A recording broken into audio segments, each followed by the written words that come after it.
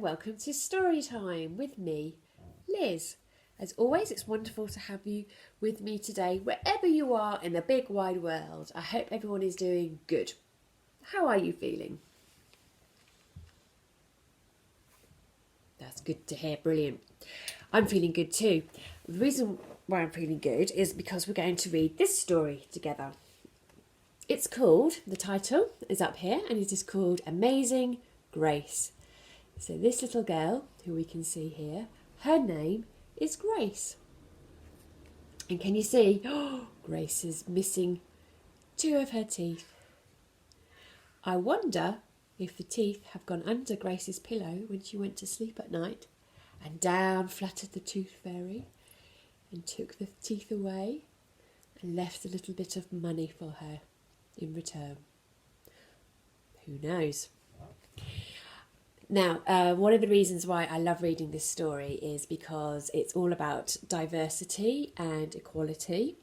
It is aimed at slightly older children, around 5 and 6 years old, but it's really important that we have this book out in the nurseries, at home in our bookcases, so we can read it, begin to read it with the children, because it has such an important message. And also the illustrations are fantastic too, and they really back up the story. Mary Hoffman wrote this wonderful story, and Caroline Binch also did the illustrations. She did the drawings, and they are truly wonderful. So I really hope you can see them properly as I read the story. I'm going to start now because, like I say, it's a slightly longer story than we usually do. So here's Amazing Grace. Look, there she is in different guises, and that's going to give us a little clue about what this story is about. Grace was a girl who loved stories. She didn't mind if they were read to her or told to her or made up in her own head. She didn't care if they were from books or on TV or in films or on the video or out of Nana's long memory. Grace just loved stories. And after she had heard them, or sometimes while they were still going on, Grace would act them out. And she always gave herself the most exciting part.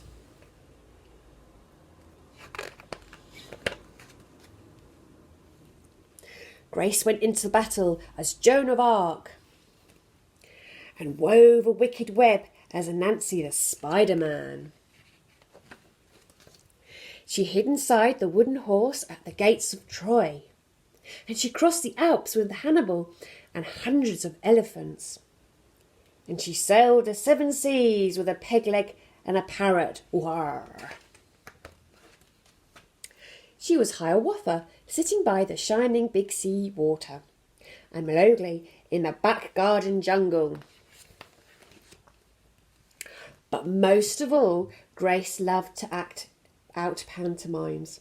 She liked to be Dick Whittington, turning to hear the bells of London, or Aladdin rubbing the magic lamp. The best characters in the pantomimes were boys, but Grace played them anyway. When there was no one else around, Grace played all the parts herself. She was a cast of thousands. Paw Paw the cat usually helped out. And sometimes she could persuade Ma and Nana to join in, when they weren't too busy. Then she was Dr. Grace, and their lives were in her hands. Oh yes, looks like she's doing a good job there. One day at school, her teacher said they were going to do the play of Peter Pan. Grace put up her hand to be Peter Pan. "You can't be called Peter," said Raj. "That's a boy's name." But Grace kept her hand up. "You can't be Peter Pan," whispered Natalie. "He wasn't black." But Grace kept her hand up. "All right," said the teacher. "Lots of you want to be Peter Pan. So we'll have to have auditions. We'll choose the parts next Monday." When Grace got home, she seemed rather sad. "What's the matter?" asked Ma. "Raj said I couldn't be Peter Pan because I'm a girl." "That just shows all Raj knows about it," said Ma. "Peter Pan is always the girl. Grace cheered up after that. But then later she remembered something else. Natalie says I can't be Peter Pan because I'm black, she said. Ma started to get angry, but Nana stopped her. It seems that Natalie is another one who don't know any nothing, she said. You can be anything you want, Grace, if you put your mind to it. The next day was Saturday, and Nana told Grace that they were going out. In the afternoon, they caught a bus and a train into town. Nana took Grace to a grand theatre. Outside it said, Rosalie Wilkins in Romeo and Juliet, in beautiful sparkling lights.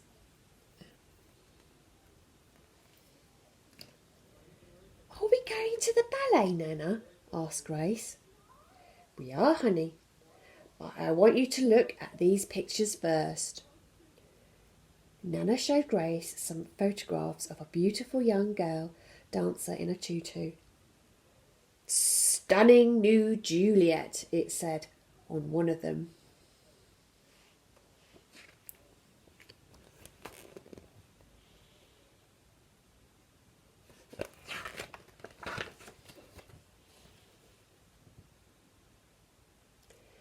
That one is a little Rosalind from back home in Trinidad, said Nana.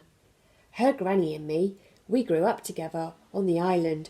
She's always asking me, do I want tickets to see her little girl dance? So this time I said yes. After the ballet, Grace played the part of Juliet, dancing around her room in her imaginary tutu. I can be anything I want, she thought. I can even be Peter Pan.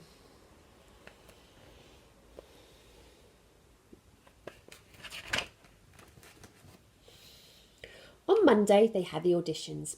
Their teacher let the class vote on the parts. Raj was chosen to be Captain Hook. Natalie was going to be Wendy.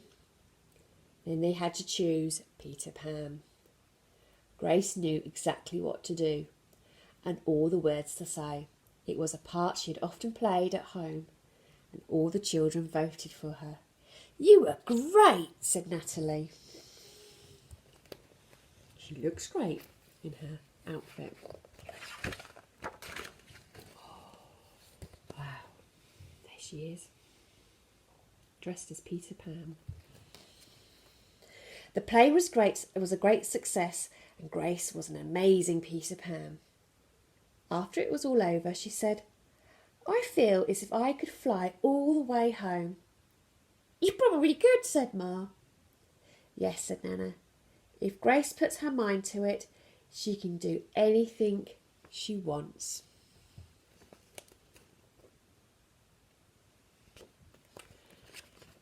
We've come to the end of Amazing Grace. Another reason why I like this story is that Grace loves stories too, and then she uses her imagination to pretend to be all the different characters. Some of them were from history, like Joan of Arc, and some of them were historical, made-up characters, like Dick Whittington and Peter Pan. I hope you enjoyed this story. Until we meet again, remember, take care, stay safe, stay alert, wash those hands, really important, and always keep smiling. Bye for now.